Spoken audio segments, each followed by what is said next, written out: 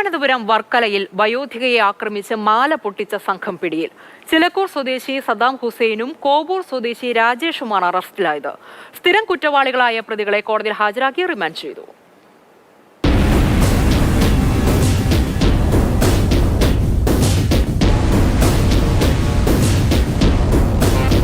തിരുവനന്തപുരം വെട്ടൂരിൽ ഞായറാഴ്ച രാവിലെയാണ് പ്രതികൾ വയോധികയെ ആക്രമിക്കുന്നത്. വീടിനോട് ചേർന്ന് കടനടത്തി വരുന്ന 71 വയസ്സുള്ള കൊച്ചുവിള വീട്ടിൽ ശ്യാമളാദേവിക്ക് നേരെയായിരുന്നു രണ്ടംഗ സംഘത്തിന്റെ ആക്രമണം. സിഗരറ്റ് വാങ്ങാനെന്ന വ്യാജേന എത്തിയ കോവൂർ സ്വദേശി രാജേഷ് ശ്യാമളാദേവിയുടെ കഴുത്തിൽ കിടന്നിരുന്ന മാല വലിച്ചു പൊട്ടിച്ചെടുത്തു. അക്രമം ചെറുക്കാനുള്ള ശ്രമത്തിനിടെ ഇയാൾ വയോധികയെ മർദ്ദിച്ചു. ശേഷം റോഡിൽ ബൈക്കുമായി കാത്തിരുന്ന കൂട്ടാളി ചിലക്കൂർ സ്വദേശി സദ്ദാം ഹുസൈനോടൊപ്പം രക്ഷപ്പെട്ടു. പ്രതി മാല വലിച്ചു പൊട്ടിച്ചപ്പോൾ ശ്യാമളാദേവിയുടെ കഴുത്തിൽ ഒരു കഷ്ണം മാല അവശേഷിച്ചു. ഇത് കേന്ദ്രീകരിച്ചും CCTV കേന്ദ്രീകരിച്ചുമായിരുന്നു പോലീസിന്റെ അന്വേഷണം. ഇതേ മോഡലിലുള്ള മാല മറ്റെവിടെയെങ്കിലും പണയം വെച്ചിട്ടുണ്ടോ എന്ന് പോലീസ് അന്വേഷിച്ചു വരികയായിരുന്നു.